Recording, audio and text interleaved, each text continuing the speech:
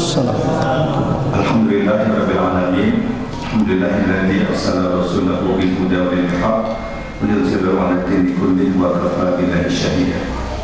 Asyhadu an la ilaha illallah wahdahu la syarika lahu wa asyhadu anna Muhammadan abduhu wa rasuluh. Allahumma shalli 'ala Muhammad wa 'ala ali Muhammad innaka Hamidum Majid. Alhamdulillah, segala puji bagi Allah Subhanahu wa taala. Di malam hari ini kita diberikan nikmat luar biasa setelah kita menjalankan sholat maghrib berjamaah, kita bisa duduk bersama. Kita niat untuk tahun ini itikaf insyaallah mengantar pengajian rutin di Jalan Jihad di malam hari ini. Terima kasih pula kepada Ustaz Dr. Herodiana Manggi yang telah bisa hadir bisa terlalu hari ini. Insyaallah tema yang dibahas yaitu meraih ridha Allah Subhanahu wa taala. Mungkin nanti ketika ada Isya kita rehat sejenak, kemudian sholat sebentar, melanjutkan untuk tanya jawab sampai maksimal setengah 9 insyaallah. Demikian, mohon maaf. Assalamualaikum warahmatullahi wabarakatuh. Silakan.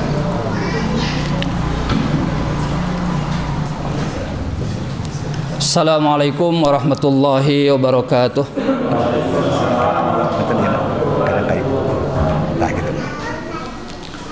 Innal hamdalillah nahmaduhu wa nasta'inuhu wa nastaghfiruh wa na'udzu billahi min shururi anfusina wa min sayyiati a'malina may yahdihillahu fala mudilla lahu wa may yudlil fala hadiya lahu. Asyhadu an la ilaha illallah wahdahu la syarika lahu wa asyhadu anna Muhammadan abduhu wa rasuluhu alladzi la nabiyya ba'dah. Raditu billahi rabba wa bil islami dina wa bi Muhammadin nabiyya wa rasula. Rabbi israh li sadri wa yassir li amri wa hlul 'uqdatam min lisani yafqahu qawli, amma ba'd. Para bapak jamaah yang saya muliakan, alhamdulillah pada malam ini kita berada di bulan mulia, bulan Rajab, salah satu di antara 4 bulan yang oleh Allah disebutnya sebagai bulan haram, bulan mulia, bulan yang suci. Salah satu makna bulan haram itu menurut Ibnu Abbas adalah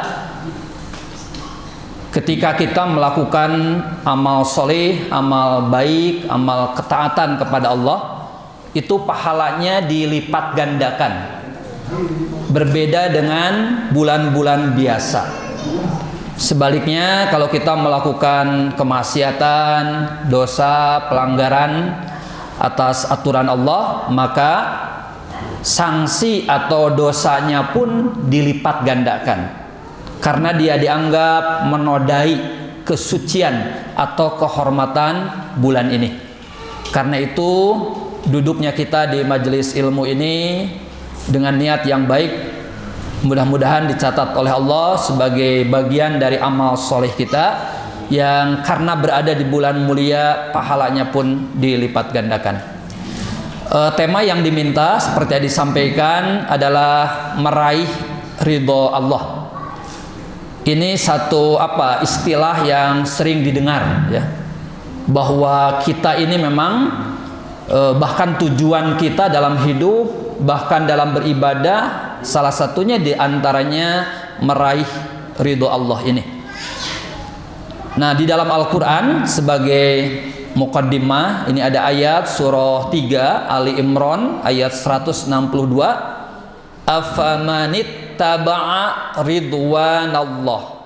Jadi kata ridwan itu satu akar kata dengan kata ridho. Jadi nanti dalam bahasa Arab itu ada ridho, ada mardot, mardotillah, mardotun juga sama artinya ridho, dan ada bentuk yang superlatifnya, jadi keriduan yang sempurna, itu namanya ridwan. Ada tambahan alif dengan nun dari kata ridho. Apakah orang yang mengikuti keriduan Allah, kamam ba'a bisakhatim minallah, apakah itu sama dengan orang yang kembali dengan membawa kemurkaan dari Allah? Maka nanti antonim atau lawan kata dari ridho adalah murka. Jadi ar-ridha lawannya as-sakhtu, murka ya dari Allah. Nah, dan orang-orang yang dimurkai oleh Allah itu tempat kembali mereka di akhirat adalah neraka jahanam, dan itulah seburuk-buruk tempat kembali. Nah, ini contoh bahwa kita itu di dalam beragama, dalam berkehidupan itu harus mengikuti keriduan Allah. Apa yang diridhoi oleh Allah. Ya, apa yang nanti kita akan jelaskan apa makna ridho itu ya, minimal dalam bahasa kita. Nah, Nabi Musa alaihissalam ketika datang menemui Allah untuk bermunajat kepada Allah, meninggalkan untuk sementara kaumnya selama 40 hari ya. Nah, lalu Allah bertanya kepada Musa, "Wa ma a'jalaka an qaumika ya Musa?" Apa yang membuat engkau datang ke Gunung Sinai atau Tur Sina itu lebih cepat sehingga meninggalkan kaummu wahai Musa? Itu pertanyaan Allah kepada Musa. Apa jawaban Musa? Qala, nah Musa menjawab, hum ulai ala athari. Mereka sedang menyusulku. Jadi Nabi Musa itu berjalan di depan mereka dengan cepat gitu ya, dengan bersegera, sementara kaumnya itu menyusul di belakang, ala athari. Nah, wa ajiltu, dan aku bersegera, ilaika, kepadamu, Rabbi, wahai Tuhanku, litaradha, agar engkau ridho, agar engkau menyukai, agar engkau suka. Nah, jadi Nabi Musa alaihissalam itu bersegera memenuhi panggilan Allah Subhanahu wa taala, bahkan meninggalkan kaumnya di belakang, nanti bahkan dititipkan ke siapa? Harun ya. Itu karena ingin apa yang beliau lakukan itu diridhoi oleh Allah, atau ingin beliau meraih ridho Allah. Maka seorang mufassir namanya As-Sa'di ya, ketika menafsirkan ayat ini, kata As-Sa'di, tafsir ayat ini adalah walladzi ajalani ilaika ya Rabb, dan yang membuat aku bersegera menuju kepada engkau wahai Tuhanku, at-talab liqurbika. Apa itu at-talab? Karena aku mencari atau ingin mendekatimu. Nah, selain meraih ridho Allah, seringkali juga kita mendengar istilahnya tujuan kita itu adalah mendekat kepada Allah. Bahasa Arabnya taqarrub ilallah, mendekatkan diri kepada Allah.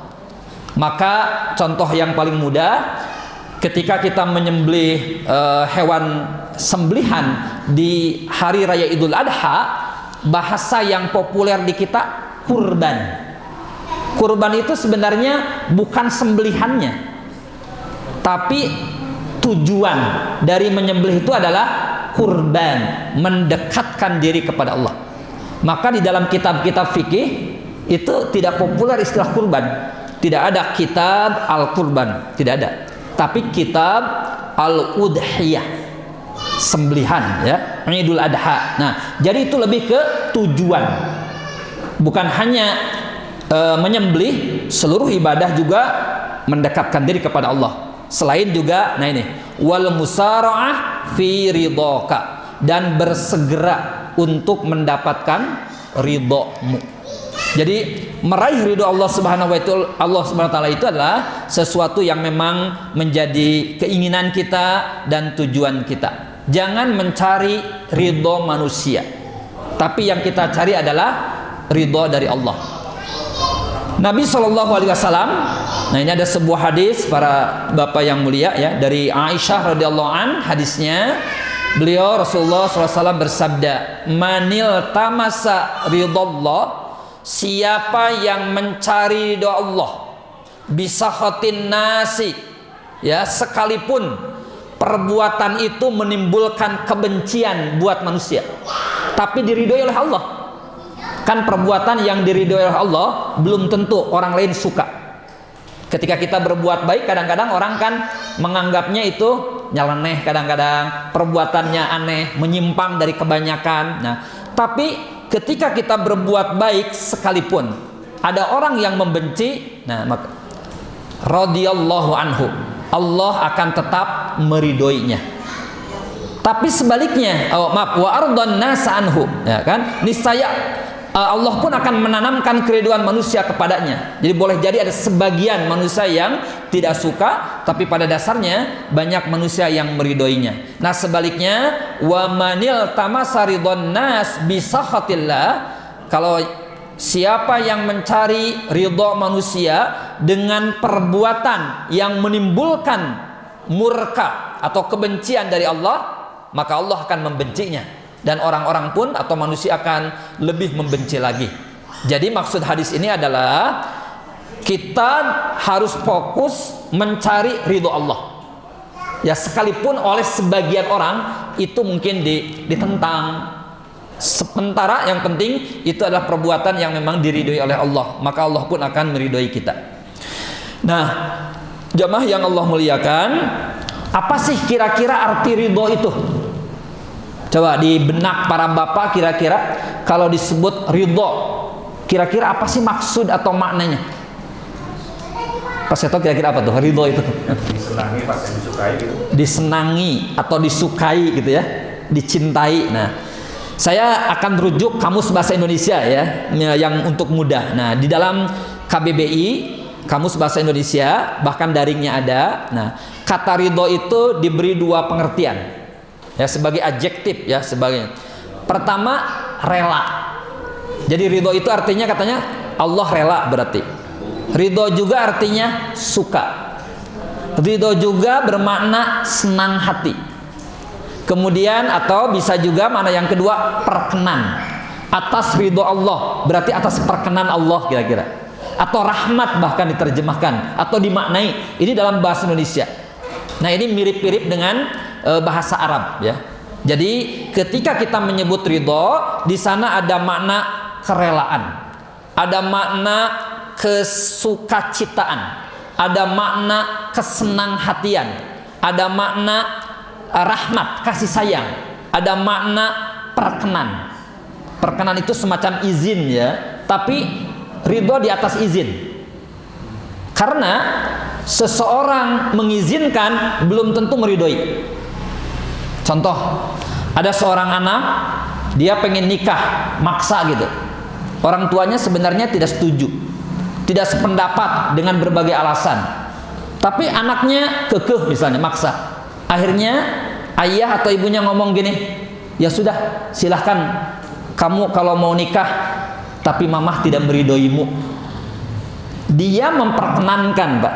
Memperkenankan artinya mengizinkan, maaf, mengizinkan, silahkan, boleh gitu. Tapi mamah nggak akan datang.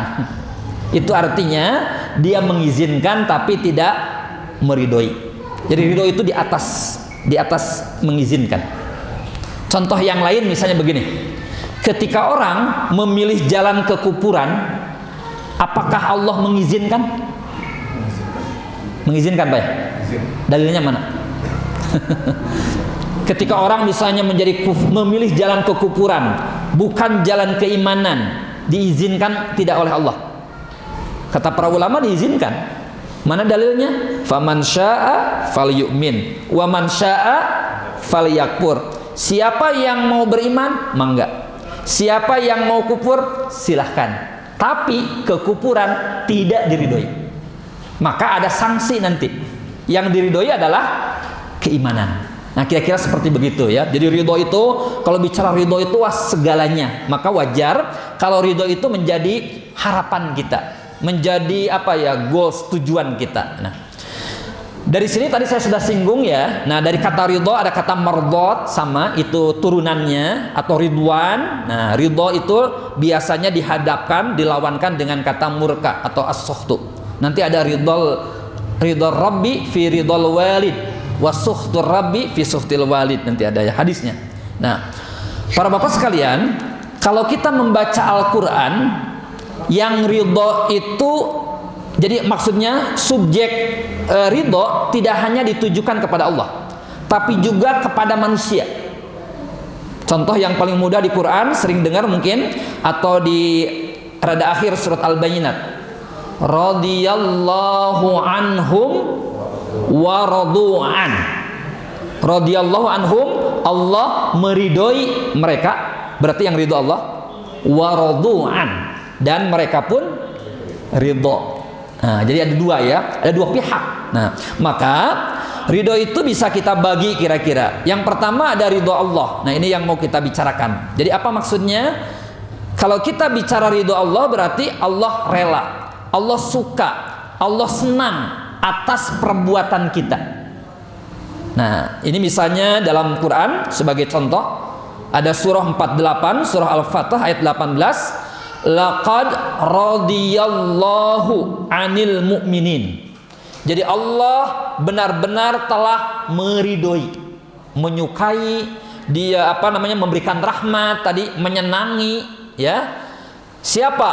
Orang-orang yang beriman. Id yubayyi'unaka tahta syajarah. Ketika mereka berjanji setia ya kepada engkau wahai Muhammad di bawah sebuah pohon. Ini namanya bai'atur ridwan ya, atau bai'atus syajarah. Kasusnya ketika terjadi apa? Nah, kenapa disebut bai'atur ridwan, Pak? Karena ada kata rodiya. Rodiya kan meridhoi. Maka inilah bai'atur ridwan dalam bahasa Arab dikenal, atau dalam tarikh disebutnya bai'atur ridwan. Jadi bai'at yang diridhoi oleh Allah. Selain juga disebut bai'atus syajarah. Karena ini dilaksanakan di bawah sebuah pohon ya. Ketika para sahabat berjanji setia, ini kasusnya di Hudaybiyah. Ketika Nabi bersama sejumlah para sahabat ribuan itu bermaksud untuk ziarah ke Mekah, menunaikan ibadah umroh, dicegat kan di tengah jalan, lalu mereka dihambat. Nah, akhirnya macam-macam lah, sejarahnya panjang ya. Nah, lalu mereka berbaiat kepada Nabi untuk setia membela Islam, membela kebenaran dan seterusnya, dan ini diridhoi oleh Allah perbuatan mereka itu. Nah, ini contoh ridho Allah kepada hambanya ya. Ini contoh yang. Nah, yang kedua, ini ridhonya hamba atau manusia atau kita, waradu'an yang tadi ayatnya. Jadi berarti apa maksudnya? Hamba kita rela, suka dan senang atas segala ketentuan yang Allah berikan kepada kita. Kita menerimanya dengan sukacita, dengan penuh kerelaan. Itu namanya kita yang ridho atas takdir, atas ketentuan, atas ujian, atas cobaan apapun yang Allah berikan kepada kita. Nah, contohnya ini. Saya mengutip sebuah hadis ya yang ditakhrij oleh Imam At-Tirmidzi dalam sunannya. Ini ada nomor hadisnya. Inna idhamil jaza ma'a idhamil bala. Jadi besarnya balasan dari Allah itu sebanding dengan besarnya ujian, Pak. Semakin besar ujian, pahalanya pun semakin tinggi. Semakin kecil ujian, pahalanya pun seimbang. Maka kata Rasulullah di hadis yang lain, para nabi itu ujiannya paling berat dan pahalanya pun paling besar. Nah, beliau melanjutkan, wa innallaha idza habba qauman, kalau Allah mencintai satu kaum, maka Allah menguji mereka. Jadi ujian dari Allah itu bentuk kecintaan, Pak. Bukan bentuk kemurkaan bagi orang yang beriman. Karena itu teorinya tidak mungkin orang mukmin tanpa diuji. Tidak mungkin. Harus diuji. Dan itulah sunnatullah kehidupan kan? Di surah Al-Mulk dijelaskan ya. Itu paling awal alladzi khalaqal mauta wal hayata liyabluwakum ayyukum ahsanu amala dan seterusnya. Nah, jadi kalau Allah ahabba, menyukai, mencintai satu kaum, ibtalahum. Oleh Allah diuji. Ujian ada dua, ada kebaikan, ada keburukan, ada kelapangan, ada kesulitan. Nah, faman rodiya, siapa yang ridho. Ridho dengan apa? Dengan ujian, dengan cobaan yang Allah berikan, falahur ridho, maka baginya keriduan dari Allah. Jadi kalau manusia, kalau hamba, kalau kita ridho dengan apa yang Allah berikan kepada kita, maka Allah pun akan meridhoi kita. Sebaliknya, waman sakhita falahus sakhat. Siapa yang murka, siapa yang tidak suka, maka kemurkaan dari Allah Subhanahu wa taala. Ini ridho dari hamba, dari kita. Nah, contoh yang lain. Ini sebenarnya hadisnya panjang para bapak sekalian, tapi saya kira ini ada di Sahih Al-Bukhari. Saya potong gitu ya. Ini ceritanya panjang dari mulai Nabi Ibrahim datang ke Mekah gitu ya. Ini dilaporkan oleh Ibnu Abbas. Ketika Nabi Ibrahim alaihissalam keluar berkelana bersama Ismail dan Ummu Ismail dari mana? Dari Syam ke Mekah, ke Bakkah, membawa ghariba ya, kantung tempat air. Nah, lalu ibu Ismail minum dari persediaan air dan ghariba tersebut sehingga dia dapat menyusui bayinya. Ketika tiba di Mekah, Ibrahim menempatkan keduanya di bawah sebuah gubuk katanya. Ketika Ibrahim hendak kembali kepada keluarganya, Ummu Ismail mengikuti di belakang sampai ketika tiba di dataran yang agak tinggi. Nah, ini Hajar ya, Ummu Ismail itu Hajar, itu memanggil Ibrahim, sang suami dari belakang. Kata istrinya, "Wahai Ibrahim, kepada siapa engkau meninggalkan kami? Atau mungkin kepada siapa engkau titipkan kami?" Jadi ceritanya kan Ibrahim itu mau meninggalkan istrinya dan anaknya. Ibrahim pulang lagi ke negeri aslinya.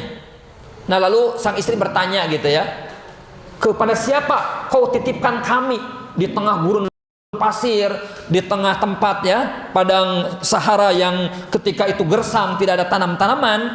Dan Ibrahim menjawab, "Kepada Allah. Jadi aku titipkan kamu berdua kepada Allah." Apa jawaban Ummu Ismail? "Kalau begitu raditu billah," katanya. Itu jawaban Ummu Ismail. "Kalau begitu aku rela." Padahal secara perhitungan manusiawi, Pak, itu kan siapa orang yang ya ditinggalkan, Pak, di tempat yang mungkin gersang, persediaan tidak, bekal juga tidak lengkap. Nah, tapi ketika sang istri mendengar bahwa dia dititipkan kepada Allah, nah dia berkata, "Raditu billah." Kalau begitu aku ridho dengan Allah, dengan ketetapan, dengan keputusan dan apapun yang dari Allah Subhanahu wa taala. Nah, ini contoh ridhonya hamba atas ketentuan Allah.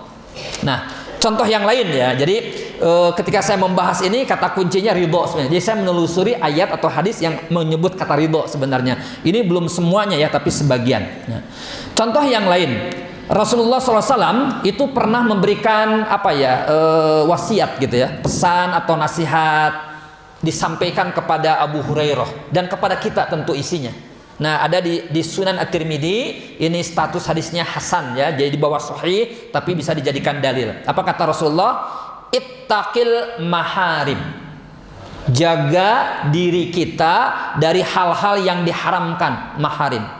Takun a'badan nas, maka kita akan menjadi manusia yang paling, di sini terjemahkan ahli ibadah. Jadi yang paling ibadahnya kepada Allah paling hebat begitu. Nah, yang kedua, wardo. Berarti ridholah kamu bima qasamallahu laka, dengan pemberian Allah atasmu. Mungkin ini lebih dekat kepada apa ya? Kayak rizki itu, Pak. Rizki itu kan manusia berbeda-beda ya. Diberinya ada yang besar, ada yang banyak, ada yang sedikit. Nah, cara yang paling menyenangkan kita adalah kita ridho, rela dengan apa yang Allah berikan, tentu setelah berikhtiar dan berusaha. Jadi ridho atas ketentuan Allah itu tidak menafikan ikhtiar. Nah, atasmu takun aghnan nas, maka kita akan menjadi manusia yang paling kaya. Inilah yang oleh para ulama disebut dengan kaya hati, Pak. Ghinan nafs gitu ya.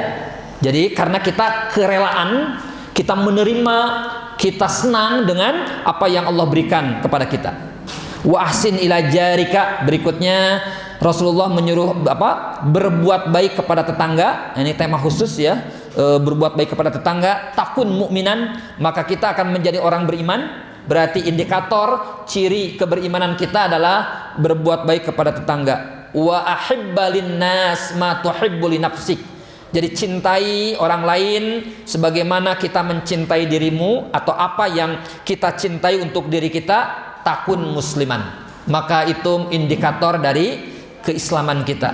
Wala tuksir ad-dhahik, Jangan, kata Nabi, banyak tertawa, fa inna kasratal dhahik tumitul qalb. Karena terlalu banyak tertawa itu akan mematikan hati. Jadi boleh tertawa kali-kali, boleh Pak. Artinya tidak murem aja, tidak sedih saja, tapi jangan terlalu banyak tertawa. Nah, celakanya kita kadang-kadang jadi budaya Pak ya. Bahkan para komedian kan diundang khusus untuk membuat kita tertawa. Nah, ya kali-kali mungkin ya, supaya kita rada ini, tapi jangan terlalu banyak, kata Rasulullah. Nah, jadi ini beberapa hal yang terkait dengan ada ridho Allah, ada ridho manusia. Nah, hadirin yang mulia, nah, tadi saya sudah menyinggung ya. Jadi kalau ridho itu tujuan kita menuju Allah, sebenarnya untuk meraih ridho Allah, maka ibadah-ibadah yang kita lakukan pun sebenarnya dalam rangka meraih ridho Allah. Meraih ridho Allah. Nah, saya akan tunjukkan beberapa ayat terkait dengan itu. Misalnya ya, nah di surah Al-Fatah lagi nih, surah 48 ayat 29. Muhammadun Rasulullah. Jadi Nabi Muhammad itu adalah utusan Allah. Walladzina ma'ahu, orang-orang yang bersama beliau, asyidda 'alal kufar, bersikap keras terhadap orang kafir, ya, yang memusuhi, ruhama bainahum, tapi berkasih sayang sesama mereka, sesama kaum beriman. Tarahum ruk'an sujada. Jadi para pengikut Rasulullah itu adalah selalu melaksanakan ibadah antara lain ruku, sujud. Nah, dalam rangka apa? Mereka ruku, mereka sujud, mereka tadi apa? Berkasih sayang sama mukmin dan seterusnya. Ya bataghuna fadlam minallahi wa ridwana. Itu mencari karunia Allah dan ridhonya. Berarti ibadah yang kita lakukan juga dalam rangka mencari ridho Allah Subhanahu wa taala. Ini memang begini ya, enggak terlalu kurang jelas ya memang. Sudah ini ya, full ini. Maksudnya tampilannya kadang-kadang itu betul ya Pak ya. Maksudnya infokusnya memang rada ini ya. Atau boleh dipundurin Pak agak besar sedikit. Nah, itu kan lebih jelas. Nah, itunya biasanya kurang fokus. Nah, lebih jelas ya. Baik, nuhun Pak. Ayat yang lain. Nah, ini surah Al-Lail ya. Al-Lail ayat 19 sampai 21. Wa ma li ahadin 'indahu min ni'matin tujza. Tidak ada satu nikmat pun yang diberikan seseorang kepada yang harus dibalas. Artinya kalau orang-orang yang bertakwa membantu orang lain, itu bukan karena orang itu berjasa kepada kita sehingga perlu membalas, melainkan ini nanti kita mengharap ridho Allah. Maka ayat 20-nya illa batigha'a wajhi rabbihil a'la. Ya, kecuali dia memberikan, di sini berarti konteksnya adalah mungkin lebih kepada infak ya, antara lain itu karena mencari keriduan Allah yang maha tinggi. Wala saufa yardha. Dan karena dia mencari keriduan Allah, maka kelak dia di akhirat akan mendapat kepuasan. Ada sesuatu yang membuat dia juga ridho. Ridho itu artinya puas juga. Nah, mengapa? Karena nanti di akhirat dia akan mendapatkan balasan yang begitu besar dari Allah. Nah, ini contoh ayat yang lain bahwa ketika seseorang berderma, berbagi, berinfak, itu tujuannya juga adalah meraih ridho Allah ya. Contoh yang lain, ini hadis sekarang. Nah, ini hadisnya populer. Sebentar lagi kita mau masuk bulan Ramadan ya. Ini namanya hadis qudsi, Pak. Jadi hadis qudsi itu artinya firman Allah tapi tidak ada di Quran. Itu melalui sabda Nabi. Nah, makanya hadis qudsi. Kudus itu kan suci ya, Pak. Maka disebut jadi firman Allah yang disampaikan oleh Nabi SAW. Kata Allah dalam hadis qudsi, abdi hambaku taraka syahwatahu, dia telah meninggalkan syahwatnya, wa ta'amahu, dia tidak makan, wa syarabahu, dia tidak minum karena puasa. Untuk apa? Ibtigha'a mardati, karena dia ingin mengharap ridhoku. Karena itu wasaumuli, kata Allah, puasa adalah untukku, wa ana ajzibih, dan akulah yang akan membalas. Nah, berarti kalau melihat hadis ini, ketika kita nanti melaksanakan ibadah saum, itu pun meninggalkan makan, tidak minum, bukan karena yang lain-lain, karena mencari ridho Allah. Nah, inilah yang membedakan nanti di tujuan dengan ada orang kan Pak, yang tidak makan, tidak minum, tapi niatnya belum tentu puasa, mencari ridho Allah. Niatnya mungkin ingin diet mungkin, atau jangan-jangan ingin protes kepada kebijakan pemerintah. Akhirnya sebenarnya mogok makan, betul? Tidak makan, tapi puasa lain, bukan. Nah itu, jadi tergantung tujuan motivasi. Nah, motivasi dan tujuannya salah satunya yang benar, ibtigha mardhati, yang meraih atau mengharap ridho Allah. Nah kemudian itu yang pertama ya, jadi tujuan beribadah sama sebenarnya adalah dalam rangka mencari atau meraih ridho Allah Subhanahu wa taala. Nah, lalu kalau kita ingin mencari ridho Allah, kira-kira kan perlu panduan, Pak. Apa saja gitu ya. Nah, jadi Quran adalah panduan mencari ridho Allah, kira-kira gitu. Nah, ini bisa kita baca dari ayat Al-Quran ya. Ini ada surah Al-Maidah ayat 15 sampai 16. Memang ditujukannya kepada ahli kitab, Yahudi dan Nasrani. Ya ahlal kitab, wahai ahlul kitab, qad ja'akum rasuluna. Sungguh rasul kami, rasulnya Nabi Muhammad ini, telah datang kepada kalian, yubayyin lakum katsiran mimma kuntum tukhfuna minal kitab, yang menjelaskan banyak hal dari isi kitab suci yang oleh mereka disembunyikan. Jadi di dalam isi kitab Taurat atau Injil ya, itu disembunyikan oleh mereka karena tidak sesuai dengan keinginan mereka. Nah, ini yang ininya ya, yang saya mungkin ngambil di sini. Apa mana? Nah, ini kan, qad ja'akum minallahi nurun. Telah datang kepadamu cahaya dari Allah. Cahaya di sini apa maksudnya, Pak? Coba. Cahaya di sini apa maksudnya?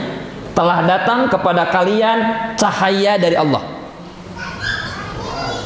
Quran. Kalau itu Quran, bagaimana dengan kitab suci yang jelas? Bukankah itu juga Quran? Nah, di dalam tafsir, Pak, nurun di sini Nabi Muhammad. Ya, telah datang kepada kalian seorang nabi yang seperti dia atau membawa cahaya dan kitab suci yang jelas, Quran.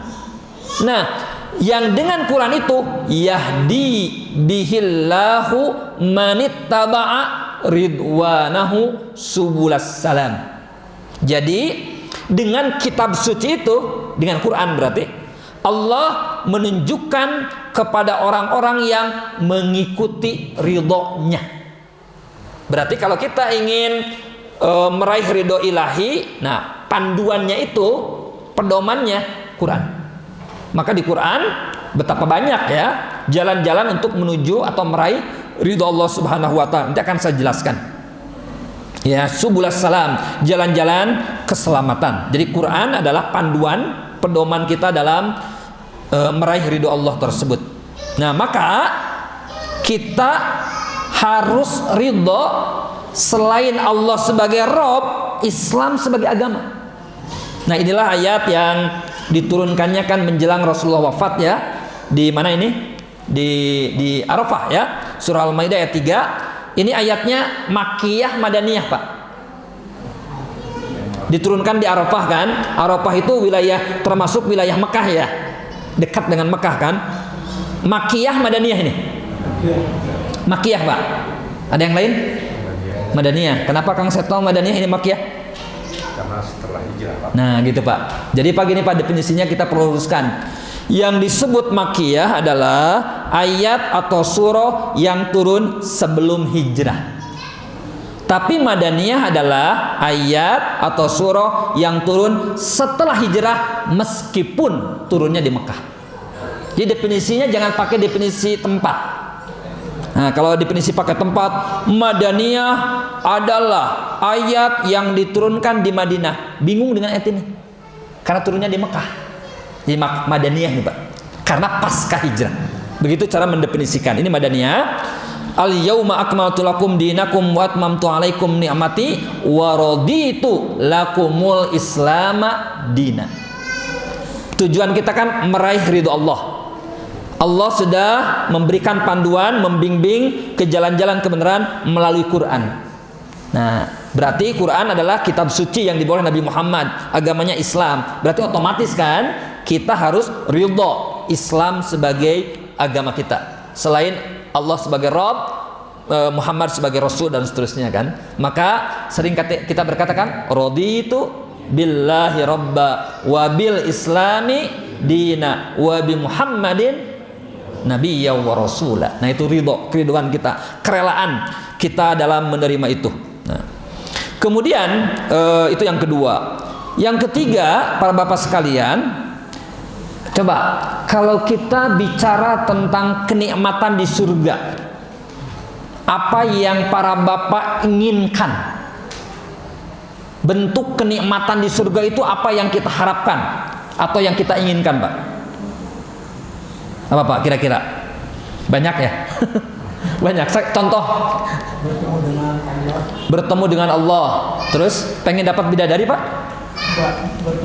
Bertemu dengan Rasulullah. Jadi bidadari nggak penting ya?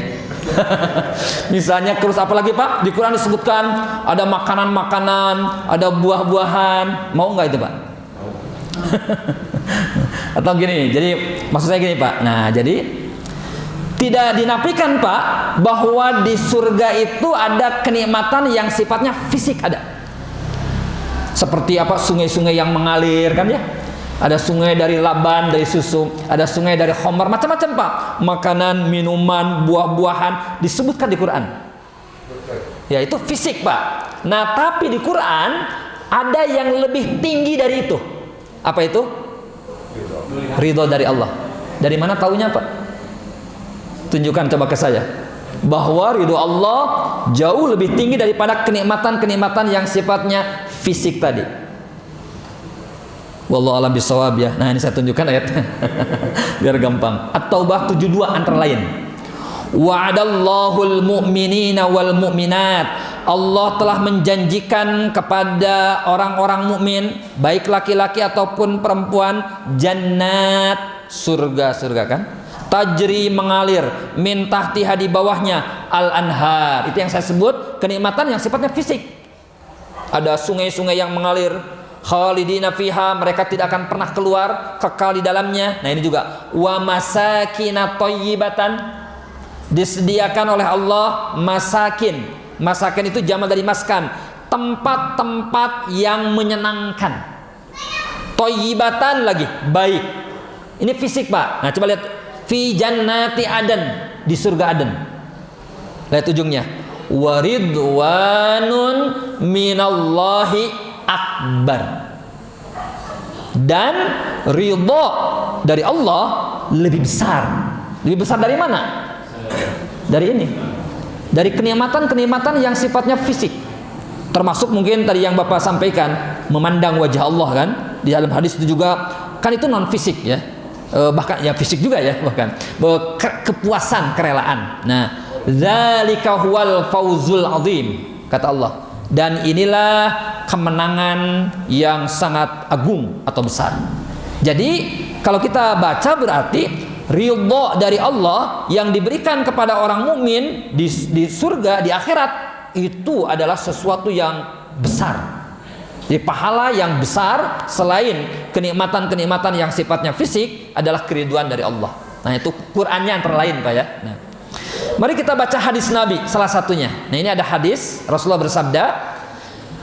Jadi ini Allah tabaraka wa ta'ala berfirman kepada penghuni surga. Apa kata Allah? Wahai penghuni surga. Lalu mereka menjawab, baik, kami penuhi panggilanmu gitu ya. Lalu Allah berfirman lagi, apakah kalian telah ridho? Telah ridho? Nah, ini kalau dibaca lihat ternyata hal raditum. Apakah kalian telah ridho? Maksudnya telah ridho dengan kenikmatan yang aku berikan kepada kalian. Berarti kan puas, rela, senang. Nah, fayaquluna, lalu mereka menjawab, bagaimana mungkin kami tidak ridho sementara engkau telah memberi kami yang belum pernah engkau berikan kepada seorang pun dari makhlukmu. Yang antara lain tadi ya Pak, kenikmatan-kenikmatan yang sekalipun itu fisik, tapi kata Quran belum pernah dilihat oleh mata di dunia, belum pernah didengar oleh telinga, bahkan terbersit saja belum kan kenikmatannya di atas itu. Kemudian Allah berfirman lagi, aku akan beri kalian sesuatu yang lebih utama dari itu semua. Mereka bertanya, ya Rabb, apa yang lebih utama dari semua kenikmatan yang luar biasa itu? Apa jawaban Allah? Coba lihat. Uhillu alaikum ridwani. Uhillu alaikum ridwani. Saya halalkan keriduanku untuk kalian. Atau saya ridho atas kalian. Kemudian, dan aku tidak murka kepada kalian selama-lamanya. Berarti sama dengan ayat tadi bahwa ridho dari Allah itu Pak, di surga itu kenikmatan yang jauh lebih tinggi daripada kenikmatan yang sifatnya material atau fisik. Nah, gitu ya.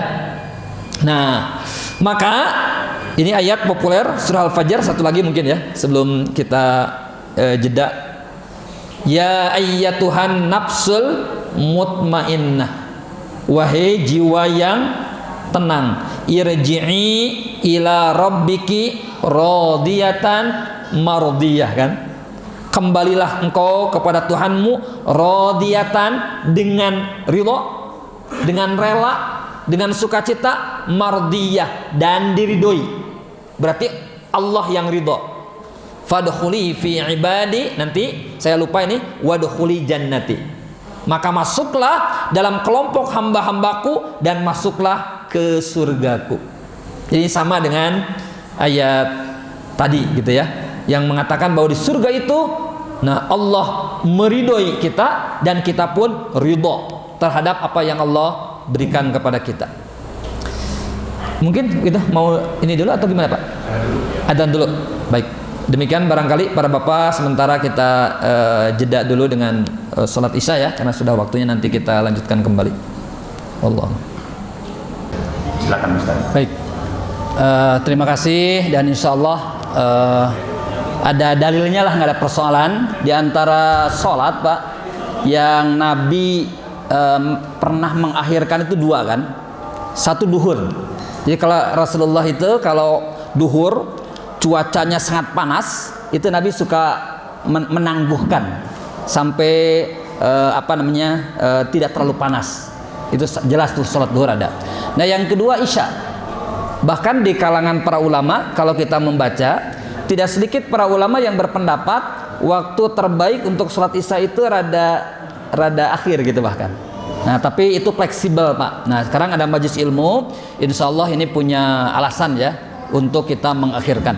Nah, saya teruskan. Nah, di surah Al-Ghasyiyah ayat 8 sampai 10 nanti Allah menjelaskan di akhirat ada wajah orang yang wajahnya itu berseri-seri untuk menunjukkan apa? Kesukacitaan dan kesenangan. Mengapa? Lisa'iha radiyah. Dia merasa puas atas, di sini nerjemahkan dari kata ridho. Dia ridho atas usahanya, atas amal ketika di dunia. Kenapa? Nah, karena Allah memberinya pahala yang besar, fi jannatin aliyah, di surga yang sangat tinggi. Nah, tentang tadi ada ayat surah Al-Fajr ya ayat Tuhan nafsul mutmainnah. Jadi ada seorang hamba mukmin kata Rasulullah, kalau dia berpisah dari dunia dan menghadapi akhirat, malaikat dari langit turun menemui dia dengan wajah putih, seolah-olah wajah mereka adalah matahari.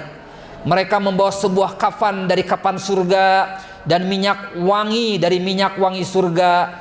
Malaikat itu duduk di samping dia, lalu malaikat maut datang dan duduk di sisi kepalanya, dan apa yang diucapkan oleh malaikat maut kepada orang mukmin yang mau wafat atau meninggal, ayyatuhan nafsut thayyibah. Nah, tadi kan ya ayyatuhan nafsul mutmainnah. Jadi kalau ayat tadi dihubungkan dengan hadis ini, berarti itu ucapan malaikat saat seorang hamba mukmin akan melepas ajal atau nyawanya. Dipanggil dengan panggilan yang sangat mesra, ayyatuhan nafsut thayyibah, wahai jiwa yang baik, ukhruji ila magfiratim minallah waridwan. Nah ini, keluarlah kamu menuju ampunan Allah dan menuju ridhonya. Tadi kita sudah sebutkan ya, ketika seorang mukmin keluar atau meninggal dunia, maka dia akan mendapat kenikmatan yang begitu besar di akhirat. Selain kenikmatan fisik, terutama adalah ridho dari Allah tadi. Nah, hal yang penting barangkali sekarang adalah seperti dengan judul di depan, bagaimana para bapak sekalian cara kita meraih ridho Allah itu. Nah, tentu jawabannya sangat banyak ya. Beberapa hal saya izinkan sampaikan. Yang paling pertama dan utama adalah tauhidullah. Jadi untuk meraih ridho Allah, luruskan dulu tauhidnya, atau luruskan dulu keyakinan kita tentang Allah, harus lurus, harus benar. Namanya tauhid ya, yang benar itu, jangan syirik. Nah, inilah yang Rasulullah Shallallahu Alaihi Wasallam sabdakan dalam sebuah hadis di Sahih Muslim. Ada 3 hal yang Allah ridhoi. Jadi ada tiga hal yang Allah ridhoi, ada 3 hal yang Allah benci lawannya. Apa yang Allah ridhoi? Allah ridho kita beribadah kepadanya dan kita tidak menyekutukan. Itu namanya kan tauhid ya. Nanti oleh ulama disebut tauhid apa itu? Uluhiyah atau tauhid ubudiyah, sebagian menyebut. Kita hanya beribadah dan mengabdi kepada Allah saja. Nah, ketiga ini apa itu?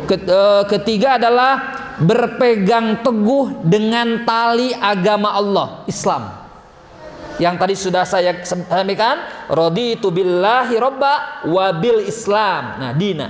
Itu yang kedua di dalam hadis itu. Dan apa yang Allah, dan jangan berpecah belah. Yaitu lawannya. Nah, apa yang Allah benci? Ada 3 di sini. Pertama adalah mengatakan sesuatu yang tidak jelas sumbernya. Apalagi kalau bahasa sekarang mungkin hoax, Pak. Apalagi perkataan yang bohong, yang dusta, apalagi ya. Banyak bertanya. Maksudnya bukan berarti tidak boleh bertanya, tapi tipe bertanya yang seperti Bani Israil mungkin, Pak. Ngeyel gitu. Jadi bertanyanya itu supaya terhindar dari perintah dan sebagainya sebenarnya. Nah, itu banyak bertanya dan menyia-nyiakan harta. Poin utama di hadis ini adalah tauhid itu yang paling utama, yang paling pokok untuk mencari ridho Allah. Nah, dari tauhid sebagai pondasi dan dasar nanti diturunkan dalam bentuk amal perbuatan. Maka poin kedua, cara meraih ridho Allah dengan beramal soleh yang didasarkan pada tauhid yang benar tadi. Itu di Quran ayatnya begitu banyak. Nah, saya tunjukkan sebagian contoh di Quran ayatnya. Innalladzina amanu, tadi ya, orang-orang yang beriman, wa amilus solihat. Nah ini, dan dia melaksanakan amal soleh atau mengerjakan kebajikan, ulaika hum khairul bariyah, merekalah sebaik-baik makhluk. Apa balasannya? Tadi sama, jazaohum inda rabbihim jannatu adnin. Ini yang fisik, Pak. Tajri min tahtihal anhar khalidina fiha abada radhiyallahu anhum wa radu'an. Berarti apa yang Allah ridhoi dari orang-orang yang beriman ini? Amal soleh. Jadi dia iman, kemudian beramal soleh. Nah, itulah yang Allah ridhoi. Nah, maka Allah akan memberi pahala seperti itu nanti. Dzalika liman khasyiya rabbah. Balasan ini pula akan diberikan bagi orang yang takut kepada Allah. Nah, ini juga indikator dari mencari keridhaan Allah ya. Contoh yang lain. Nah, misalnya ini bagian dari amal ya. Di sini ayatnya surah An-Nisa, la khaira fi katsirin min najwahum. Tidak ada kebaikan pada banyak pembicaraan rahasia. Najwa itu pembicaraan rahasia, Pak. Ada orang namanya najwa, Pak? Ada. Berarti artinya apa tuh? Berarti dia suka membicarakan rahasia. Mungkin ya. Jadi gini, Pak, dalam bahasa Arab najwa itu makna dasarnya tempat yang tinggi. Mungkin orang kalau ngasih nama ke sana mungkin tempat yang tinggi. Loh, tiba-tiba mengapa diterjemahkan pembicaraan rahasia? Karena kalau orang bicara rahasia, berbisik-bisik, suka nyari tempat yang tinggi. Supaya apa? Tidak didengar oleh yang lain. Nah, maka itu turunan makna. Jadi pembicaraan rahasia, kenapa disebut najwa? Nah, asli katanya itu adalah tempat yang tinggi. Mungkin ya. Jadi maksudnya bukan dia suka supaya jadi ngomong-ngomong yang tidak baik, bukan. Jadi tempat yang tingginya mungkin yang diambil ya. Nah, Allah berfirman, orang berbicara rahasia itu tidak baik, kecuali katanya kalau di dalamnya ada nyuruh sedekah, nyuruh orang bersedekah, nyuruh orang berbuat baik, boleh itu. Kemudian apalagi mengadakan perdamaian di antara manusia atau yang bersengketa dan seterusnya. Nah, wa may yaf'al dzalika ibtigha'a mardatillah, siapa yang berbuat demikian, yang tadi ini dia menyuruh bersedekah, menyuruh berbuat baik, mengadakan perdamaian karena mencari ridha Allah, fasaufa nu'tihi ajran 'azima. Maka kami, kata Allah, akan menganugerahkan kepadanya pahala yang besar. Berarti tadi ini contoh dari amal kan, amal soleh, amal baik ya. Apalagi contohnya, ini ayat populer nih, infak, bersedekah, berbagi, berderma. Wa mathalul ladina yunfiquna amwalahum mubtigha'a mardatillah. Jadi kalau disimpulkan, yang kedua ini adalah amal soleh dengan berbagai bentuk dan jenisnya. Itu cara meraih ridho Allah. Nah, yang ketiga, caranya adalah berkorban di jalan Allah. Nah, ini bisa kita baca dari firman Allah di Quran surah Al-Baqarah 207, wa minan nas, dan di antara manusia man, ada orang yashri nafsahu, yang mengorbankan. Ini terjemah aslinya menjual dirinya atau jiwanya, ibtigha'a mardatillah, jadi mengorbankan dirinya demi mencari ridho Allah. Nah, ini di dalam tafsir Pak, ada beberapa versi tafsir. Maksudnya sababun nuzul ayat ini itu terkait dengan kasus apa. Nah, dalam beberapa tafsir disebutkan ayat ini turun terkait dengan kisah seorang sahabat namanya Suhaib bin Sinan Ar-Rumi. Itu dia bukan orang Arab Pak, namanya juga Rumi. Kalau sekarang mungkin dari Romawi, non Arab ya, tapi sahabat Nabi yang luar biasa. Dia Pak rela mengorbankan apa yang dimilikinya ya, karena tekanan orang kafir Quraisy saat dia dihalangi untuk berhijrah. Jadi ceritanya dia itu Pak ditahan supaya tidak berhijrah ke Madinah, kecuali dia meninggalkan seluruh hartanya di Mekah. Itu akhirnya dia berani meninggalkan hartanya demi hijrah. Nah, itu yang disebut dengan ada di antara manusia orang yang mengorbankan dirinya untuk mencari ridho Allah. Setelah sampai di Madinah, ada satu riwayat yang mengatakan ini Umar, riwayat yang lain mengatakan Rasulullah. Dia bertemu dengan Rasulullah dan Rasulullah bersabda, Robiha Suhaibun, sungguh Suhaib telah beruntung. Nah, ini jadi sebagian riwayat mengatakan ayat ini turun terkait dengan kasus siapa? Suhaib bin Sinan Ar-Rumi yang berani mengorbankan hartanya demi demi untuk hijrah. Nah, ada memang riwayat yang lain yang mengatakan ayat ini turun terkait dengan kasus Ali bin Abi Thalib. Saat apa coba Pak? Saat apa? Pengorbanan Ali. Saat beliau siap untuk menggantikan Nabi di ranjangnya, di kamarnya, dan itu taruhannya nyawa. Karena rumah Nabi saat itu sudah dikepung. Nah, sebagian ada yang menghubungkan dengan peristiwa itu. Nah, tapi ala kulli hal ayat ini bisa berlaku umum. Siapapun yang mengorbankan dirinya demi mencari ridha Allah, maka inilah Allah akan memberikan anugerah kepada mereka ya. Ini hadis Rasulullah bersabda, siapapun hambaku yang berangkat untuk berjihad di jalan Allah. Nah, ini ibtigha'a mardhati, karena mengharap ridhoku, aku jamin aku akan mengembalikan. Ada dua alternatif. Kalau kalau dia misalnya tidak terbunuh, berarti apa yang Allah kembalikan? Dia mendapat pahala. Ya, pahala jelas, dan juga mendapat ghanimah. Kalaupun dia terbunuh, Allah ampuni dosanya dan rahmati. Dia dapat syahadah atau syahid. Dua-duanya tidak ada yang rugi bagi orang yang keluar dari jalan Allah untuk berjihad, sepanjang tujuannya apa tadi? Ibtigha'a mardhatillah. Ya, mau dia terbunuh di medan perang atau dia selamat, dua-duanya untung, tidak yang rugi gitu ya. Itu yang ke berapa ya? Kedua tadi ya kalau nggak salah. Ketiga ya, salah ya. Berarti sekarang keempat, mohon maaf nih urutannya salah ya. Tadi kan satu iman, yang kedua adalah amal soleh, yang ketiga berkorban di jalan Allah. Ini harusnya yang keempat ya. Syukur kepada Allah, Pak. Itu cara meraih ridho Allah.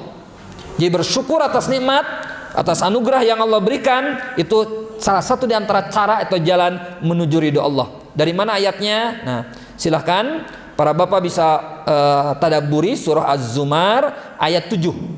In takfuru, jika kamu kufur, fa innallaha ghaniyun ankum, Allah maha kaya sehingga tidak memerlukanmu.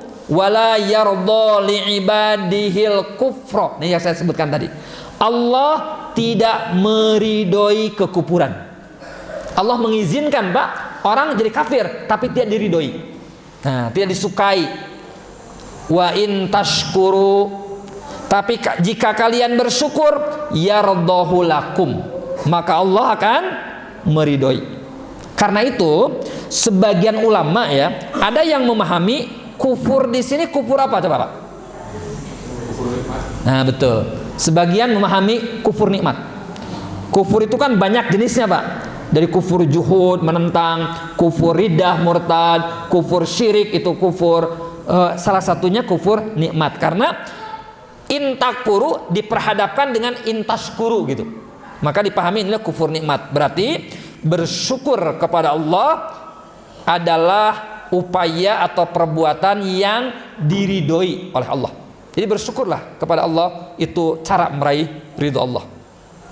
Kelima, nah, banyak berinteraksi dengan Quran, Pak. Itu juga adalah salah satu cara untuk meraih ridho Allah. Dari mulai interaksi itu banyak, tilawahnya, kemudian menyimak bacaan orang, kemudian apalagi mentadaburinya, kemudian mengajarkan, apalagi sampai mengamalkan. Itu bagian-bagian dari at-ta'amul ma'al Quran. Nah, dari mana ini? Saya berkesimpulan ini dari salah satu hadis di Sunan At-Tirmidzi ya, hadisnya hasan. Pada hari kiamat nanti Quran akan datang, Pak. Yaji'ul Quran akan datang dan berkata kepada Allah. Apa kata Quran? Ya Rabb, berilah dia pakaian. Dianya siapa, Pak? Bukan Quran. Yang suka berinteraksi dengan Quran. Quran yang ngomong kepada orang yang suka baca Quran misalnya, ya Allah, beri dia pakaian. Lalu dipakaikan kepadanya mahkota kemuliaan. Quran minta lagi kepada Allah, ya Rabb, tambahkan untuk dia. Lalu Allah memakaikan kepadanya pakaian kemuliaan. Quran, Pak, minta lagi kepada Allah. Nah, ini yang Allah Quran minta. Ya Rabbi, iradha anhu. Ya Allah, ridhoi dia. Kalau ini kan yang saya sebut tadi, ini fisik kan, diberi mahkota fisik, Pak. Diberi pakaian kemuliaan fisik. Tapi kata Quran, ya Allah, ridhoi dia. Maka Allah pun meridhoinya. Nah, ini juga sama ya, berarti kalau kita ingin diridhoi oleh Allah, salah satu caranya adalah banyak berinteraksi dengan Quran. Lalu dikatakan kepadanya, kepada orang yang banyak berinteraksi Quran di dunia, bacalah. Berarti disuruh baca apa di surga? Naiklah. Naik apa, Pak? Surga. Di hadis yang lain itu agak detail, Pak. Baca, tartilkan bacaanmu sebagaimana engkau mentartilkan di dunia, dan naiki tangga-tangga surga. Di surga itu bertingkat-tingkat. Dan katanya posisi kamu di surga ada di ujung ayat yang kamu baca. Apa kira-kira mananya, Pak? Tingkatan kita di surga itu paralel gitu ya, selaras dengan banyak tidaknya bacaan kita tentang Quran. Ya kalau bacanya hanya kulhu falak binas berarti ya surga nanti level sabaraha gitu banyak. Tapi kalau sampai khatam berkali-kali, wah itu tinggi. Begitu teks hadisnya yang disampaikan. Nah berarti berinteraksi dengan Quran itu salah satu jalan menuju surga Allah, menuju ridho Allah. Keenam apa? Zikrullah. Berzikir kepada Allah baik dengan lisan apalagi dengan hati ya, mengingat Allah. Nah, ini dalil Qur'annya antara lain surah Toha ya 130. Fasbir ala ma yaquluna, bersabarlah engkau wahai Muhammad atas apa yang mereka ucapkan. Wasabbih, tasbih kan bagian dari zikrullah.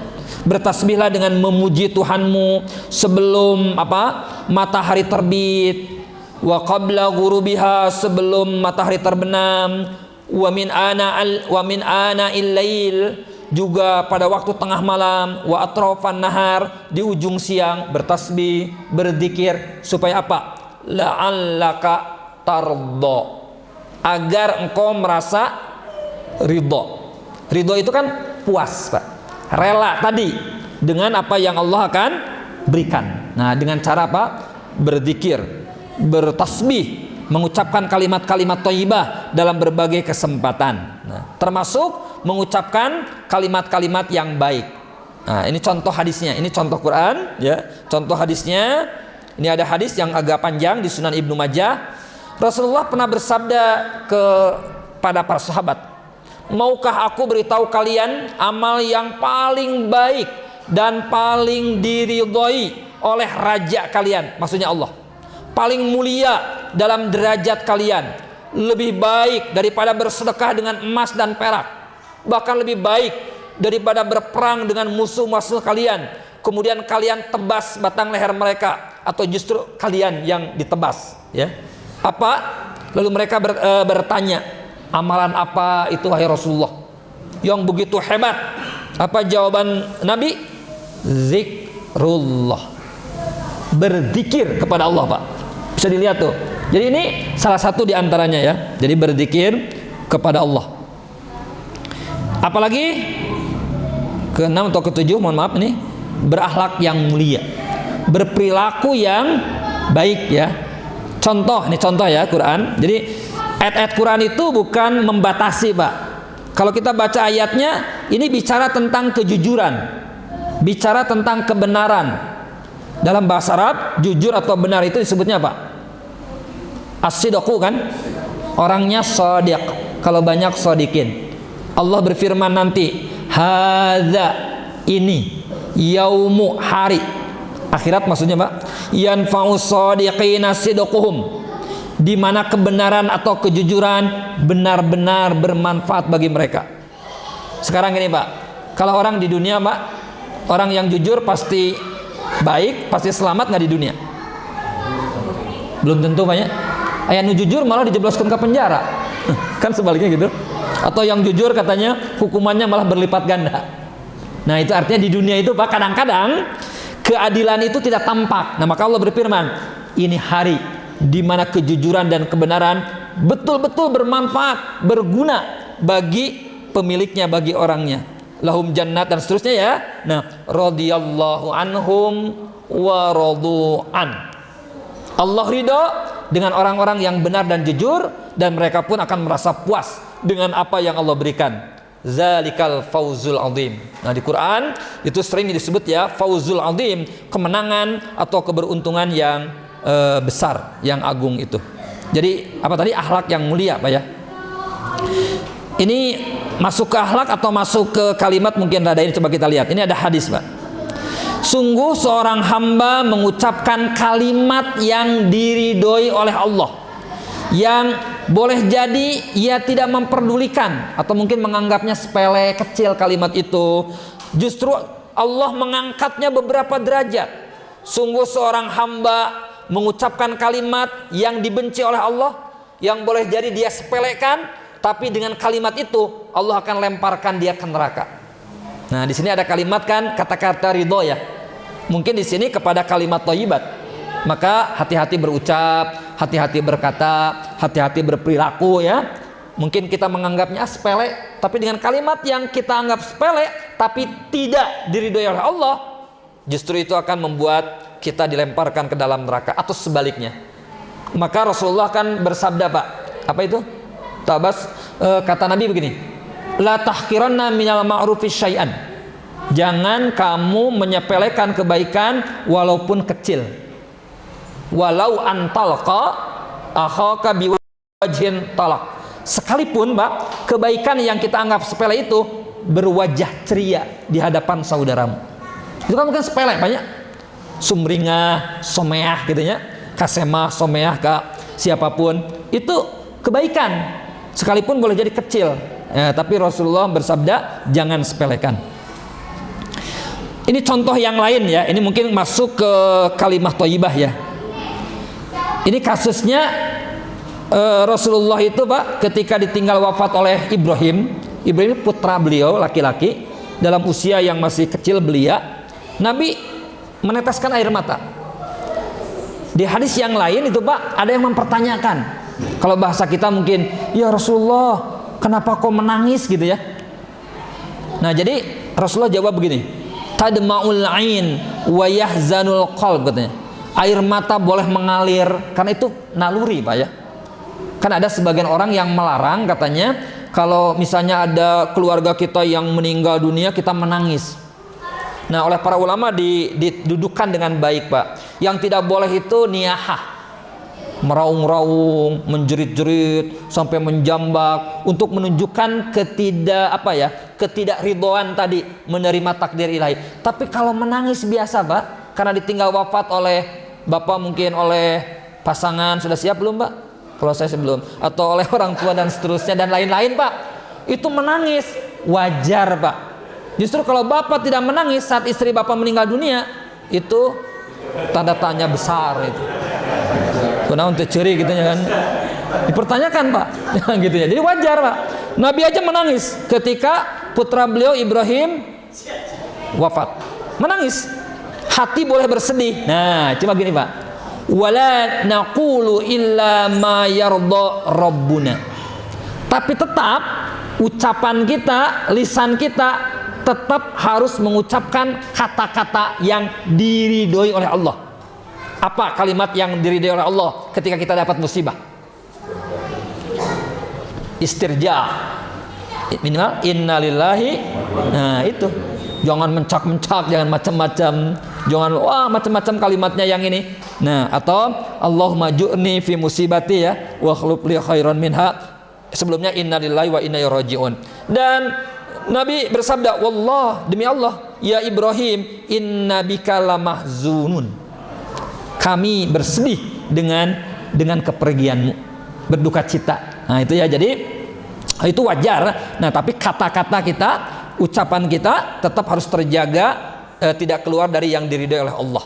Ya. Ketujuh, Pak, cara meraih ridha Allah adalah meneladani para sahabat dan generasi-generasi yang berikutnya yang disebut salafus salih biasanya ya. Itu diteladani. Nah, ini ada isyaratnya di dalam Quran surah At-Taubah ya, ayat 100. Was-sabiqunal awwalun. Orang-orang yang terdahulu dan pertama masuk Islam minal muhajirin, baik dari kalangan muhajirin wal ansor dan ansor, walladzina taba'uhum bi ihsan, dan yang mengikuti mereka dengan baik. Ini kan sahabat, di bawahnya ada tabi'in, ada tabi'in ya, dan siapapun nanti yang mengikuti mereka, radhiyallahu anhum, Allah ridha kepada mereka. Siapa merekanya? Ini para sahabat, para tabi'in, dan yang mengikuti mereka. Berarti kita mengikuti sahabat, para salafus salih dan seterusnya, itu bagian dari meraih ridha Allah Subhanahu wa taala ya. Ini kalimatnya radhiyallahu anhum wa radhu an. Apalagi? Nah, ini Saya ngambilnya dari hadis, tapi nanti hadisnya bisa dimaknai umum. Memuji Allah. Memuji Allah boleh jadi tadi masuk ke kalimat thayyibah, bisa jadi ya. Bisa juga masuk ke zikrullah. Jadi bisa dipisahkan, bisa dimasukkan. Rasulullah bersabda dari Anas bin Malik, ini hadisnya. Apa sabda Nabi? Innallaha la yardha. Jadi Allah itu ridha anil abdi, kepada hamba, ayyakulal aklata payahmaduhu alaiha. Dia memuji Allah, mengucapkan tahmid saat dia makan, au yashrab, atau saat dia minum. Mungkin ini yang dimaksud mungkin di setelah ya. Alhamdulillah, gitu minimal ya. Memuji Allah saat makan dan saat minum, Allah ridho dengan hamba itu. Nah, tapi bukan berarti oh kalau gitu baca hamdalah habis makan dan minum saja, karena hadis begitu, tidak. Itu bisa diperlebar, artinya memuji Allah dalam segala waktu dan kesempatan. Nah, berikutnya sama Pak, kalau dibaca hadisnya itu tentang siwak. Ya, Rasulullah bersabda, bersiwak itu membersihkan mulut dan membuat Allah ridho. As-siwak matharatun lil fam mardatun lirabb. Tapi bisa diperlebar, sebagian ulama memperlebar bukan hanya siwak, apa ya, menjaga kebersihan juga. Itu amalan atau perbuatan yang diridhoi oleh Allah. Berarti salah satu cara meraih ridha Allah dengan menjaga kebersihan. Berikutnya saya kira sudah populer. Cuma hadis yang populer di tengah-tengah kita itu ridallah fi ridal walidain ya, wa suhtullah fi suhtil walidain. Nah, saya cari-cari di kutub sita yang nemukannya, yang saya ini aja yang sudah jelas. Yang itu walau alam ya, riwayat siapa gitu populer, tapi maknanya nggak bertentangan. Jadi hadis Sunan At-Tirmidzi bunyinya begini Pak, ridha rabbi fi ridal walid. Jadi ridho Allah ada pada ridho orang tua. Wasahatu rabb fi sahatil walid. Kalau yang populer di kita kan ridallah fi ridal walidain. Itu cari saya di kutub 6 nggak ketemu hadis teks itu ya. Yang teksnya, yang redaksinya, yang ada ini nih. Yang hadisnya juga bisa dijadikan ini ya. Tapi maknanya sama. Ridho Allah terdapat pada ridho orang tua, dan murka Allah ada pada murka orang tua. Jadi ada 9 atau 10. Itu kalau disimpulkan sebenarnya mungkin bisa dirumuskan 2 saja Pak. Apa yang membuat Allah ridho? Satu, iman sebagai pondasi dasarnya. Yang kedua, amal soleh dengan berbagai jenis dan ragamnya. Zikrullah amal soleh, menjaga kebersihan termasuk bersiwak kan amal soleh, berkata-kata baik amal soleh. Atau boleh kita simpulkan seluruh ajaran Islam, akidah, kemudian syariat, ibadah dan muamalah, termasuk akhlak. Semua itu, jadi kesimpulannya ya Islam itu jalan untuk mencapai ridho Allah. Nah, oleh Nabi diberikan beberapa contoh atau juga oleh Al-Quran. Nah, karena itu kita mungkin selain kita berikhtiar seperti tadi, juga bisa membiasakan para bapak sekalian doa yang ada hubungannya dengan keridhaan Allah. Apa coba? Doa di antara para bapak yang biasa atau yang sudah hafal, yang ada hubungan dengan tema kita ini, ridho Allah. Allahumma inni, nah, mungkin ada kalimat ini Pak, Allahumma inni as'aluka, mungkin Allahumma inni as'aluka ridhoka wal jannah. Nah, mangga, ya Allah aku mohon kepadamu ridhomu dan surgamu. Baik, itu ada mungkin Pak ayat Quran, ada kira-kira Pak apa doa yang biasa? Ada di Al-Ahqaf 15, itu agak mirip, tapi yang mau saya tampilkan di surah An-Naml, doanya Nabi Sulaiman. Ini agak populer nih. Rabbi auzi'ni an ashkura ni'mataka allati an'amta alayya.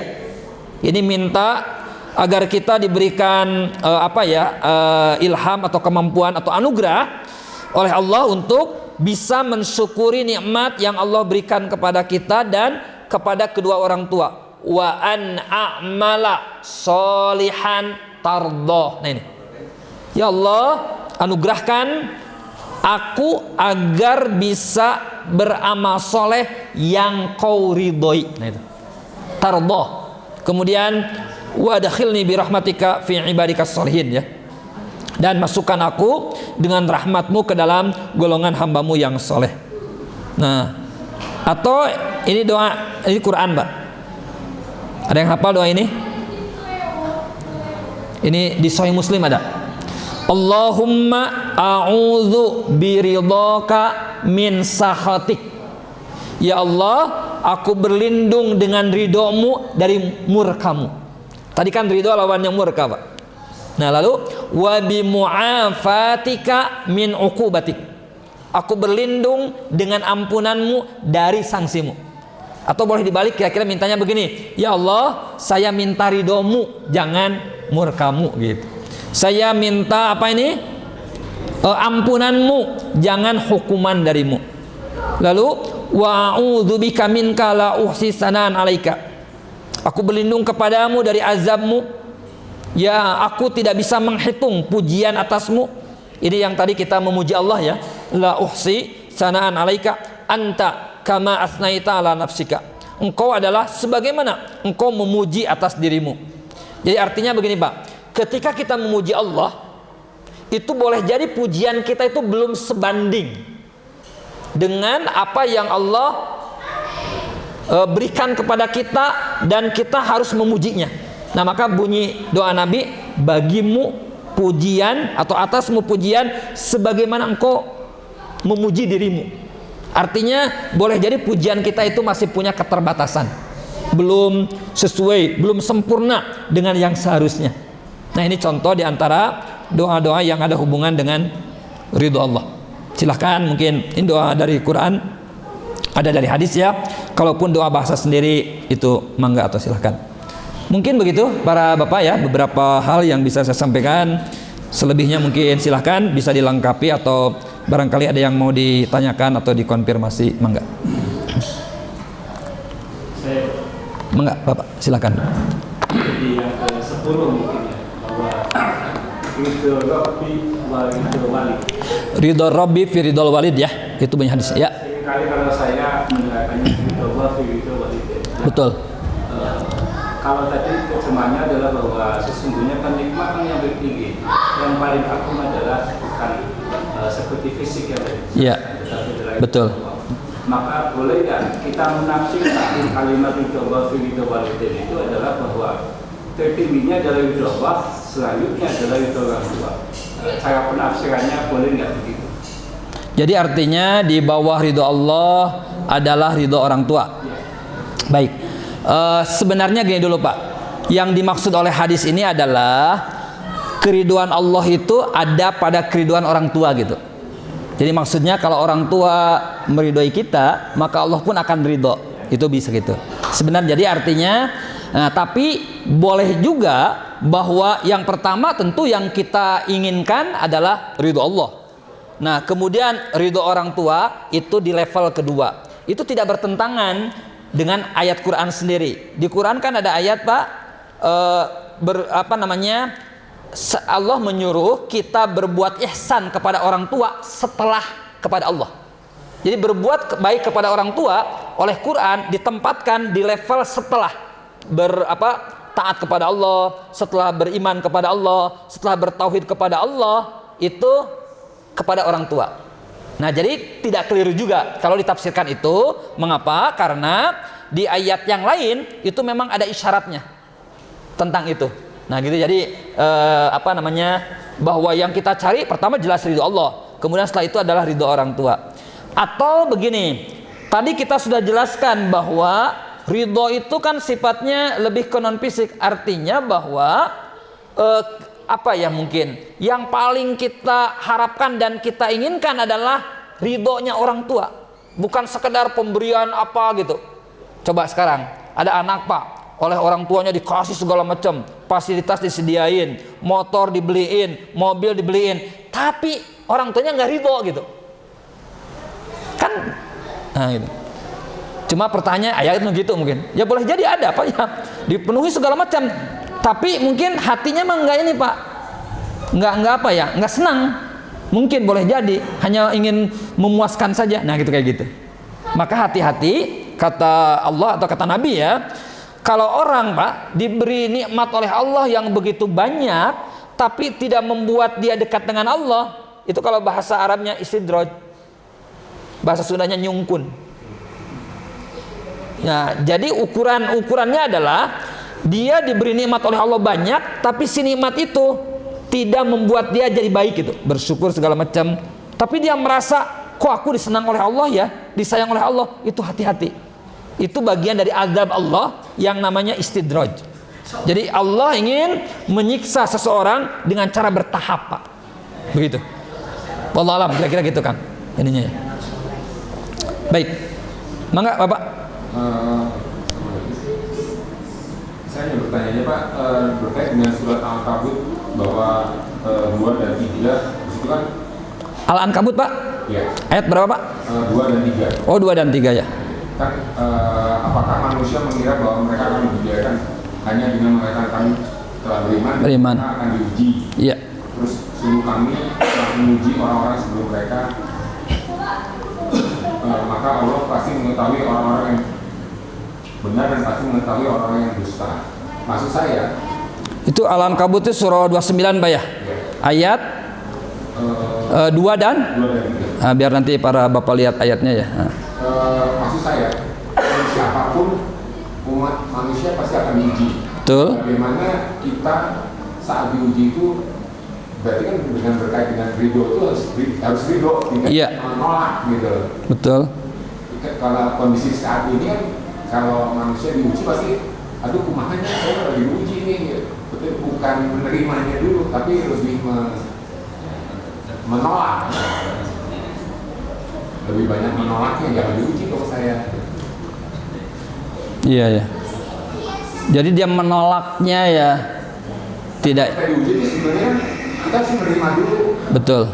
Bukan menghindari dari ujian itu ya. Baik. Nah maka gini Pak, ridho itu kira-kira pertama kan, jadi ridho itu kata kuncinya begini ya.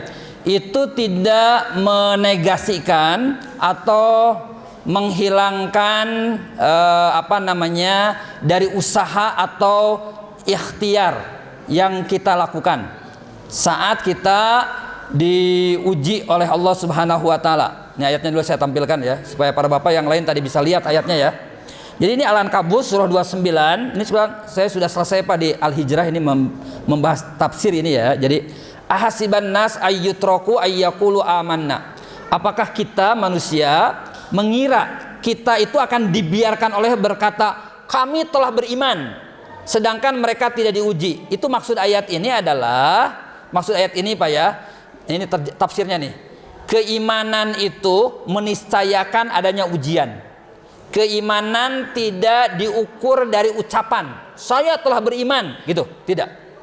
Tetapi nah keimanan itu harus dibuktikan dengan ujian. Maka paralel dengan apa yang saya jelaskan tadi, semakin tinggi kualitas keimanan, semakin besar ujian. Tadi kan sudah kita jelaskan karena justru kalau Allah mencintai seseorang pasti diuji. Itu pasti sudah kita pegang sunnatullah. Nah, yang kedua yang perlu kita pahami, di Quran disebutkan Pak, ada 2 jenis ujian. Baik dengan kenikmatan ataupun dengan kesulitan. Itu dua-duanya ujian. Cuma pertanyaan gini Pak, kalau Bapak disuruh milih gitu, ini kalau boleh memilih Pak, mendingan diuji dengan kekayaan atau dengan kemiskinan? Pak, kalau Bapak disuruh milih, kan ini ada ujian nih. Ujian bisa dengan kekayaan, bisa dengan kemiskinan, bisa dengan kelimpahan materi, bisa dengan kesulitan. Kalau boleh milih, mendingan mana? Mendingan kekayaan kalau boleh milih ya. Nah jadi kita berikhtiar Pak untuk dapat harta segala macam. Nah setelah kita berada di ujung ternyata dapatnya segini, nah itu jadi maka ridho itu oleh para ulama biasanya ditempatkan khawatir Pak kalau di depan itu menegasikan usaha. Maka mungkin lebih pasnya di ujung, setelah melalui proses. Jadi bukan berarti saya ridho dengan ini Allah tadi gawe, bukan. Dia bekerja segala macam, berikhtiar segala macam, setelah dapatnya segitu, nah dia rela. Wardo bima qasamallahu laka takun agnanas. Dan berhusnudon. Karena begini, belum tentu orang kalau diuji belum tentu kalau kita diuji dengan kekayaan kita berhasil. Belum tentu. Boleh jadi Pak, justru kita berhasil jadi orang baik diujinya dengan biasa-biasa saja. Nah, Quran sudah memberikan contoh kan, siapa yang diuji dengan kekayaan oleh Allah yang sukses. Di Quran siapa Pak contohnya? Nabi Sulaiman. Hadza min fadli rabbi liyabluwani aashkuru am akfur. Itu ucapan Nabi Sulaiman, diabadikan di Quran. Ini karunia dari Tuhanku untuk menguji apakah aku bersyukur ataukah aku kufur nikmat. Sebaliknya, ada yang diuji dengan kekayaan gagal, tidak lulus. Siapa? Di Quran. Fir'aun boleh, Qarun mungkin. Qarun Mbak, kekayaannya luar biasa. Quran mengatakan Qarun dulu min qaumi Musa. Bukan dulu, termasuk kaum Nabi Musa. Bahkan yang mengatakan kerabatnya dulunya orang baik, tapi setelah dapat kekayaan gagal. Nah, jadi di ujung itulah kita perlu ridho. Kira-kira begitu Pak. Jadi khawatir kalau relanya di depan itu menghilangkan apa tadi? Usaha atau ikhtiar kita gitu ya. Jadi sekali lagi bahwa kerelaan kita atas apapun yang Allah berikan itu tidak menghilangkan ikhtiar maksimal kita. Begitu. Kira-kira gitu kata kuncinya ya. Jangan sampai nanti menerimanya tanpa ini gitu. Nah, maka ridho itu Pak, ada para ulama perdebatan. Itu rada mirip dengan tawakal juga. Ada hubungan dengan tawakal. Nah, definisi tawakal yang baik dalam hadis disebutkan. Ada seorang yang datang menemui Nabi Pak, pakai unta. Nabi bertanya, kamu sudah ikat unta itu? Tidak, ya Rasul, saya tawakal kepada Allah. Nih kata kuncinya, saya serahkan kepada Allah. Apa jawaban Nabi? Ya'kil wa tawakkal. Ikat dulu unta, baru tawakal, serahkan kepada Allah. Nah, mungkin ridho juga ada kemiripan. Sebenarnya yang bagus itu di awal, di tengah, dan di akhir. Cuma poin yang ingin saya sampaikan, jangan sampai menghilangkan ikhtiar. Ada orang sakit, abis ridho karena ketentuan Allah gering, berjeng ke dokter. Nah, itu keliru gitu. Begitu mungkin Pak, kira-kira ya. Nah, jadi ini pun keimanan dihubungkan dengan ujian. Maka menarik Pak, surah Al-Ankabut oleh Amr Khalid nih, ada penulis tafsir Amr Khalid namanya Pak, judulnya Khawatir Quraniyah, itu disebut dengan Suratul Fitan. Tuh Pak. Jadi surah Al-Ankabut disebut surah ujian. Al-Ankabut. Mengapa? Karena di dalam surah ini itu dibicarakan tentang berbagai ujian yang Allah berikan, terutama kepada para nabi dan para rasul. Al-Ankabut sendiri artinya apa Pak? Al-Ankabut laba-laba. Nah sekarang Pak, coba hubungannya laba-laba dengan ujian di mana Pak? Nih ini Amr Khalid mengatakan Pak, fitnah ujian, fitan itu ujian, itu mirip dengan apa namanya Pak? Bukan sarang, apa sih Pak? Jaring. Ujian itu mirip dengan jaring laba-laba. Nah, kata beliau, ini menghubungkan dengan mengapa itu surat ujian. Tabiat ujian itu mutasyabikah wa mutadakhilah, seperti jaring, saling apa Pak? Berkait satu sama lain.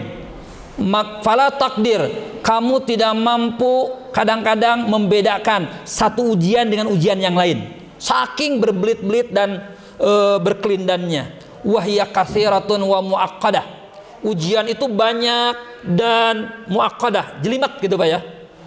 Tu'ti tafasil hayatal mar, menutupi ya sendi-sendi kehidupan seseorang. Nah, tetapi bil muqabil, di sebaliknya dhaifah, ujian itu bagi orang mukmin kalau dihadapi lemah, seperti lemahnya sarang laba-laba. Maka di Quran kan Allah menggambarkan sarang rumah yang paling rapuh sarang laba-laba. Kalau kita mengetahui, jadi artinya begini Pak, bagi orang beriman ujian adalah sunnah kehidupan, tapi kalau dihadapi dengan keimanan itu kecil gitu. Kira-kira wallahu alam. Itu pesan Al-Ankabut kata Amr Khalid. Gitu mungkin. Wallahu alam. Gimana? Cekap atau ada lagi? Cekap ya. Baik, demikian barangkali para bapak jamaah yang mulia, mohon maaf atas kekurangan dan kehilapan yang saya sampaikan. Kita akhiri dengan doa kafaratul majlis. Subhanakallahumma bihamdika asyhadu an la ilaha illa anta astaghfiruka wa atubu ilaik. Alhamdulillahirabbil alamin. Assalamualaikum warahmatullahi wabarakatuh.